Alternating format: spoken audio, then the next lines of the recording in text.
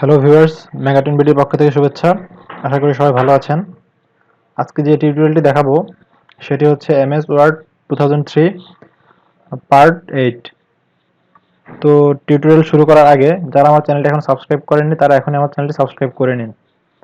আর আপনাদের কাছে একটা রিকোয়েস্ট, ভিডিওটা টেনে টেনে দেখবেন না, প্রথম থেকে শেষ পর্যন্ত সুন্দরভাবে দেখুন, তাহলে আশা করি সব আপনাদের কাছে ক্লিয়ার হবে, কোনো কনফিউশন থাকবে না। আর আরেকটা রিকোয়েস্ট, আপনারা ভিডিও ডাউনলোড করে দেখবেন না, ইউটিউবেই দেখবেন। আর ভিডিও ডাউনলোড করা ইউটিউবের নীতি বিরোধী। তো আশা করি আপনারা কেউ এই কাজটি করবেন না। তো চলুন শুরু করা যাক। প্রথমে আমরা এমএস ওয়ার্ড ওপেন করব। আচ্ছা, গত পর্বে আমরা দেখিয়েছিলাম ফরম্যাট মেনুর কিছু অংশ, আজকে আমরা বাকি অংশ দেখাবো। তো ফরম্যাট মেনুতে গেলাম। আমরা গত পর্বে কলামস পর্যন্ত দেখিয়েছিলাম, আজকে ট্যাবস থেকে দেখাবো। ট্যাবসের কাজ হচ্ছে আপনার সাব মেনু ক্রিয়েট করা। সাব মেনু কি? অর্থাৎ যেমন আপনার বাংলাদেশ বাংলাদেশ এখন আপনি চাচ্ছেন যে এর যে বিভাগগুলো রয়েছে সেগুলো আপনি সাব মেনু আকারে দেখাবেন। তো আপনি নিচে গিয়ে ঢাকা লিখলেন, চিটাগং, ঢাকা, চিটাগং, রাজশাহী, রাজশাহী লিখলেন। কিন্তু আপনার এখন সবগুলো একই সিরিয়ালে দেখাচ্ছে, ব্যাপারটা কিন্তু সুন্দর দেখাচ্ছে না। তো আপনি কি করতে পারেন, আর একটু সুন্দর করার জন্য আমরা বাংলাদেশের আন্ডারে বিভাগগুলোকে সাব মেনু ক্রিয়েট করে দেখাইতে পারি। একটু বড় করে নেই। আচ্ছা, তো সেটা কিভাবে করব? সাপোজ আমরা নিচে লিখলাম বাংলাদেশ। এবার আমরা একটা সাব মেনু ক্রিয়েট করব। তো সাব মেনু কিভাবে ক্রিয়েট করব? Enter plus tab, Dhaka, enter tab, sorry, enter tab একসাথে চাপলে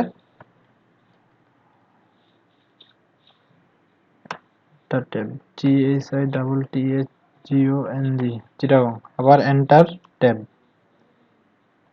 Rajshahi.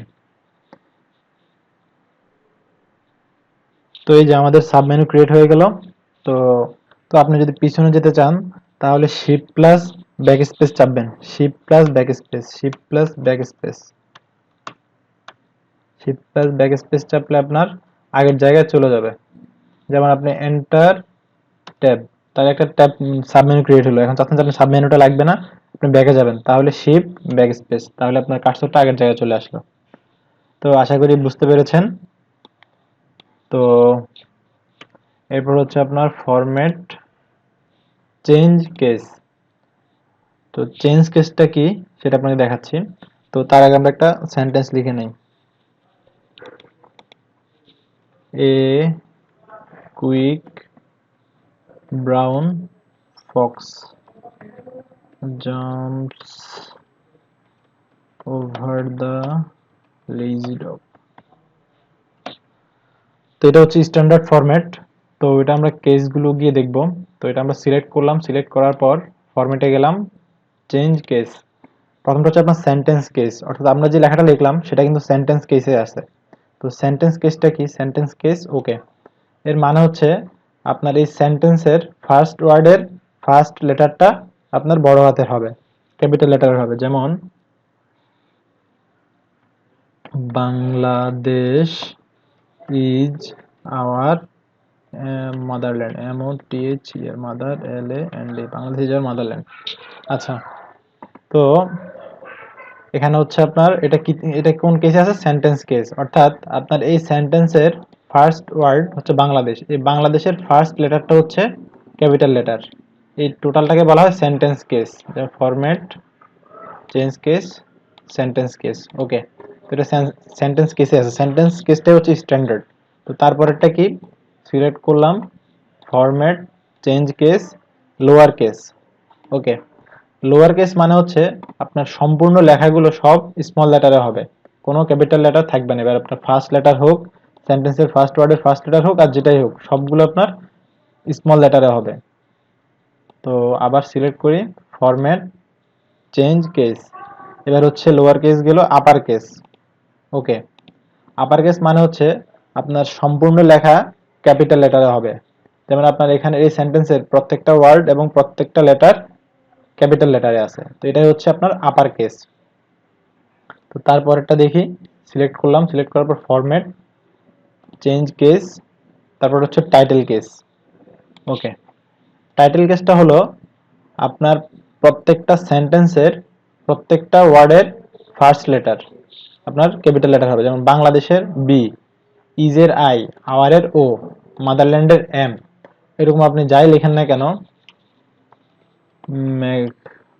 Mega tune BD ইজে Bangla technology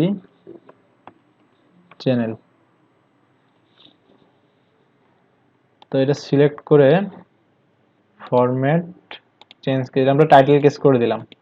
এই যে এখন মেগাটিউন বিডির বি, ইজের এ, তারপর বাংলা টি, চি, এগুলো সব আপনার ক্যাপিটাল লেটার হয়ে গেছে। তো এটাই হচ্ছে আপনার টাইটেল কেস। তারপরেরটা হচ্ছে আপনার format change case, toggle case. Toggle কেসটা হচ্ছে ওকে, অর্থাৎ আপনার একটা সেন্টেন্স বা পুরো লেখার প্রত্যেকটা ওয়ার্ডের ফার্স্ট লেটার শুধুমাত্র স্মল লেটারের হবে আর সবগুলো ক্যাপিটাল লেটার থাকবে। যেমন বাংলাদেশের বি, ইজের আই, আওয়ারের ও, অর্থাৎ পুরো লেখাটা ক্যাপিটাল লেটার হবে, শুধুমাত্র প্রত্যেকটা ওয়ার্ডের ফার্স্ট লেটার স্মল লেটার হবে।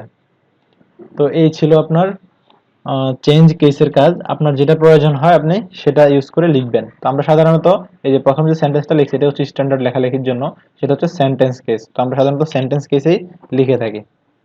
আচ্ছা ঠিক আছে, এটা আমরা ডিলিট করে দিলাম।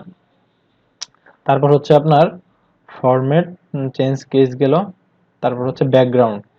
ব্যাকগ্রাউন্ড হচ্ছে এই যে আমরা যে এখানে লেখালেখি করি, এই যে লেখালেখি করি এটা হচ্ছে একটা ব্যাকগ্রাউন্ড, এটাকে ব্যাকগ্রাউন্ড বলে। এই ব্যাকগ্রাউন্ডটা হচ্ছে আপনার হোয়াইট, ঠিক আছে, অর্থাৎ সাদা। আপনি যদি এটা চেঞ্জ করতে চান তাহলে এই ব্যাকগ্রাউন্ডটা চেঞ্জ করার জন্য কি করতে হবে, আপনার ফরম্যাটে যেতে হবে। ফরম্যাটে যাবেন, ফরম্যাটে যাওয়ার পর ব্যাকগ্রাউন্ডে যাবেন। ব্যাকগ্রাউন্ডে দেখুন এখানে লেখা আছে নো ফিল, অর্থাৎ এটা ডিফল্ট ভাবে হোয়াইট আছে, এখানে কোনো কিছু সিলেক্ট করা নাই। এখন আপনি চাইলে এটা আপনি আপনার পছন্দ মতো কালার দিয়ে আপনি লিখতে পারবেন। যেমন আমরা এখান থেকে একটা কালার চুজ করি, গ্রিন। এই যে আপনার এখন ব্যাকগ্রাউন্ডটা টোটাল গ্রিন হয়ে গেল। আপনি নতুন কোনো পেজ নিলেও কিন্তু সেম হবে, ঠিক আছে। যে নতুন আরেকটা পেজ নিলাম, নতুন পেজটা আপনার গ্রিন হলো, দুইটা পেজই গ্রিন। অর্থাৎ আপনি যতগুলো যাই লিখেন না কেন, এখন যেহেতু আপনার ব্যাকগ্রাউন্ড গ্রিন কালার করা আছে, আপনার সবগুলো পেজই গ্রিন কালারের হবে। আমরা একটা লেখা লিখে দেখি, a quick brown Fox jumps over the lazy dog. তো এবারে আপনার গ্রিন কালারের সাথে ব্ল্যাক কালারটা তেমন একটা বোঝা যাচ্ছে না, আমরা ফন্ট কালারটা চেঞ্জ করে দেই। তো ফন্ট কালার হোয়াইট করে দিলাম। এই যে ফন্ট কালারটা হোয়াইট করে দিলাম, এখন দেখা যাচ্ছে। তো এবার আপনি আপনার লেখাটা এখানে লিখবেন। এখন আপনি চাচ্ছেন যে না আমার এই ব্যাকগ্রাউন্ডটা দরকার নাই, তখন কি করবেন, ফরম্যাটে যাবেন, ব্যাকগ্রাউন্ডে গিয়ে নো ফিলে ক্লিক করবেন, তাহলে আপনার লেখাটা আপনার ব্যাকগ্রাউন্ডে চলে গেল, কিন্তু লেখাটা আপনার ফন্ট কালার হোয়াইট হওয়াতে এখন লেখাটা বোঝা যাচ্ছে না। তখন আবার ফন্টে গিয়ে ফন্ট কালারটা চেঞ্জ করে দিলে আপনার লেখাটা দেখা যাবে। তো এখন আপনি চাচ্ছেন যে ব্যাকগ্রাউন্ডে কোনো একটা ছবি থাকবে, সেটা কিভাবে করবেন, অর্থাৎ নির্দিষ্ট কোনো সলিড কোনো কালার থাকবে না, আপনার কাছে একটা পিকচার থাকবে। তো সেক্ষেত্রে কি করতে হবে, আপনার ফরম্যাটে যাবেন, ফরম্যাটে যাওয়ার পর ব্যাকগ্রাউন্ডে যাবেন, তারপর এখান থেকে যে ফিল ইফেক্টসে যাবেন। যাওয়ার পর এই যে দেখেন এখানে গ্রেডিয়েন্ট, টেক্সচার, প্যাটার্ন, পিকচার, এখানে পিকচারে যাবেন। পিকচারে যাওয়ার পর সিলেক্ট পিকচারে ক্লিক করবেন। সিলেক্ট পিকচারে ক্লিক করার পর এখান থেকে একটা পিক আপনি নেবেন, আপনার যে পিকটা আপনার দিতে যাচ্ছেন, যেটা পছন্দ সেটা সিলেক্ট করবেন। সিলেক্ট করার পর এখানে ওকেতে ক্লিক করবেন, ব্যাস। এই যে আপনার ব্যাকগ্রাউন্ডে এখন আপনার পছন্দের পিকটা অ্যাড হয়ে গেল। এবার আপনি এখানে লেখালেখি করতে পারবেন, a quick brown Fox jumps over the lazy dog. এই সেন্টেন্সটা লেখার কারণ নিশ্চয়ই আপনারা জানেন। এই সেন্টেন্সের মধ্যে আপনার ইংলিশের 26টা লেটারই পুরো সবগুলো আপনার এই সেন্টেন্সটার মধ্যে আছে। আপনার সবগুলো আপনার লেটার চেনা হয়ে যায়, কিবোর্ডে সবগুলো লেটার টাইপ করা হয়ে যায়, এই কারণে এই সেন্টেন্সটা লেখা। আপনারা যদি টাইপিং শিখতে চান তাহলে অবশ্যই এই সেন্টেন্সটা দিয়ে টাইপিং করবেন। তো আপনার লেখাটা দেখা যাচ্ছে না, আমরা ফন্টটা চেঞ্জ করে দেই। সিলেক্ট করলাম, ফন্ট কালারে গিয়ে এটা আমরা রেড কালার করে দিই। না, রেড কালার বোঝা যাচ্ছে না, এটা অন্য একটা কালার দেই, ইয়েলো, ইয়েলোটা কিছুটা বোঝা যাচ্ছে।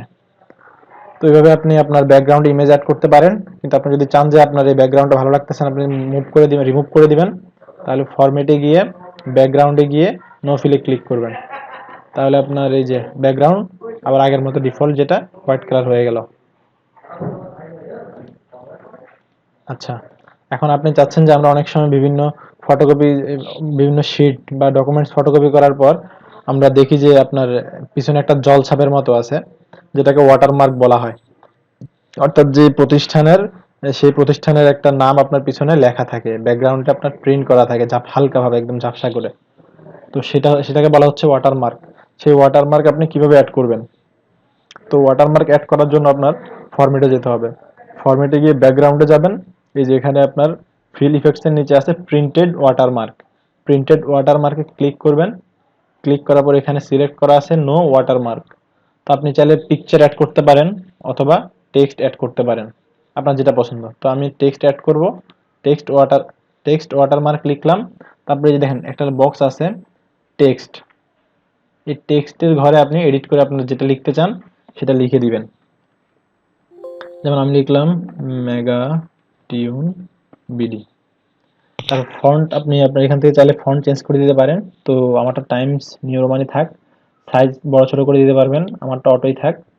আর এখানে হচ্ছে কালারটা আপনি আপনার পছন্দ মতো দিতে পারবেন। তো ব্ল্যাক দিলে কিন্তু আপনার যে ডকুমেন্টস যে লেখাগুলোর সাথে মিশে যাবে। তো একটু লাইট কালার দিবেন, তো যেটা আছে সেটাই থাক। তো সেমি ট্রান্সপারেন্ট থাক, এটা পুরো, তাহলে কি আপনার ঝাপসাভাবে দেখা যাবে, আপনার লেখাগুলো মানে অস্পষ্ট হয়ে যাবে না, আপনার যে লেখাগুলো আছে লেখাগুলো মুছে যাবে না। তো সেমি ট্রান্সপারেন্ট থাক, তারপর অ্যাপ্লাই, ক্লোজ।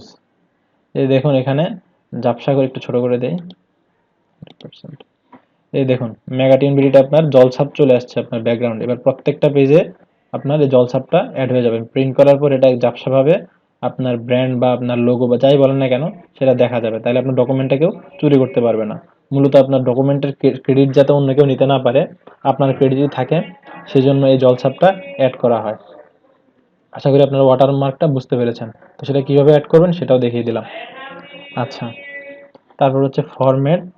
ফরম্যাট হচ্ছে ব্যাকগ্রাউন্ডের কাজগুলো, এবার হচ্ছে থিম।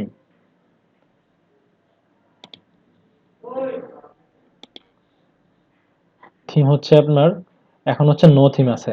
তো আপনি আমাদের সাধারণত আমরা যেভাবে এই যে ডিফল্ট যে থিমটা আছে এটা একদম নর্মাল একটা থিম, আমরা সাধারণত এটাতেই কাজ করি। কিন্তু আপনি মনে করছেন যে একটু সামান্য একটু বৈচিত্র্য আনি, একটু ডিফারেন্ট একটা লুক দেই, তখন কি করবেন? আপনার থিমটা চেঞ্জ করতে হবে। আপনি আপনার মোবাইলে যেরকম ডিফল্ট থিম দেওয়া থাকে সেটা চেঞ্জ করে আপনি আপনার পছন্দ মতো বিভিন্ন থিম ডাউনলোড করে অথবা থিম চেঞ্জ করে আপনার পছন্দ মতো একটা থিম দেন। তো ঠিক ঠিক সেম ভাবেই আপনার ওয়ার্ডের জন্য এরকম বিভিন্ন থিম আছে। তো থিমগুলো আপনি দিতে পারবেন আপনার মনের মতো করে। তো যেমন ফরম্যাটে গিয়ে আমরা থিমে ক্লিক করব। থিমে ক্লিক করলে নো থিম আছে। তো এখানে দেখেন আপনি এখানে একটা থিমে ক্লিক করলে এখানে প্রিভিউ দেখাবে। যেমন নো থিমের মধ্যে আপনার হেডিংটা এভাবে আসবে, বুলেটগুলো এভাবে আসবে, তারপর আপনার হাইপার লিঙ্ক বা টেক্সটগুলো, লিঙ্ক টেক্সটগুলো এভাবে আসবে। তো আফটারনুন একটা হচ্ছে থিমের নাম। তো দেখুন আফটারনুন দিলে আপনার লেফট সাইডে একটু ইয়েলো টাইপের বা অরেঞ্জ টাইপের একটা শেডিং পড়তেছে কালারের। তারপর হচ্ছে আর্কটিক, তারপর একটা হচ্ছে আপনার এক্সিস, এটার বুলেটগুলো অন্যরকম। ব্লেন্ডস, ব্লেন্ডসের বুলেটগুলো আবার অন্যরকম। তারপর লেফট সাইডে একটা ব্লু কালারের শেডিং আসতেছে। তো এগুলো আপনি একটা একটা করে দেখতে পারেন। পিছনে ডার্ক একটা স্ট্রাইপ স্ট্রাইপ ব্যাকগ্রাউন্ড চলে আসছে। তো এরকম ভাবে আপনার সবগুলো, এখানে অনেকগুলো আছে, সবগুলো চেক করে তো দেখানো সম্ভব না, আপনি আপনার মতো করে দেখে নেবেন, যেটা ভালো লাগে সেটা আপনি ইউজ করবেন। যেমন আমরা সাপোজ স্কাই এটা ইউজ করতে চাচ্ছি, তো এটা সিলেক্ট করার পর ওকে করে দিব। এই যে আমাদের ব্যাকগ্রাউন্ড ওই থিমটার মতো হয়ে গেল। এখন আমরা যত যাই লিখি না কেন এই ব্যাকগ্রাউন্ডে লেখাটা হবে। তো এ হচ্ছে আপনার থিমের কাজ। আর ফরম্যাটের মধ্যে বাকি যেগুলো আছে সেগুলো হচ্ছে তেমন আপনার কোনো কাজ নাই। Auto format, styles and formatting, এগুলোর আসলে তেমন কোনো ব্যবহার নাই। আর স্টাইলস অ্যান্ড ফরম্যাটিং এ ক্লিক করলে এখানে আপনি দেখতে পাবেন যে আপনার আসলে হেডিংটা কিভাবে হবে, হেডিং টু কিরকম হবে, ফুটারের লেখাটা কিরকম হবে। তো এখান থেকে আপনি মডিফাই অথবা চেঞ্জ করতে পারবেন, তবে এটার প্রয়োজন হয় না আসলে। এগুলো যেভাবে আছে সেগুলো থাকায় সেভাবে থাকাই ভালো। তো আশা করি বুঝতে পেরেছেন। তো ফরম্যাট মেনুর কাজ শেষ হলো। আশা করি আপনারা বুঝতে পেরেছেন। যদি কোনো কনফিউশন থাকে অবশ্যই আপনারা কমেন্ট বক্সে কমেন্ট করবেন। আর কোনো কিছু যদি বাদ পড়ে যায় বাই চান্স, তাহলে সেটাও কমেন্টে জানাবেন, আমি সেটা নেক্সট কোনো টিউটোরিয়ালে কভার করে দিব। তো আজ এই পর্যন্তই রইল, আশা করি বুঝতে পেরেছেন। তো ভিউয়ার্স, ভিডিওটি ভালো লাগলে অবশ্যই লাইক দিবেন, কমেন্ট করবেন, আপনার ফ্রেন্ডদের সাথে শেয়ার করবেন। আর আমার পরবর্তী ভিডিওগুলো মিস করতে না চাইলে আমার চ্যানেলটা অবশ্যই সাবস্ক্রাইব করে রাখবেন। পরবর্তী টিউটোরিয়াল পর্যন্ত ভালো থাকুন, সুস্থ থাকুন, আল্লাহ হাফেজ।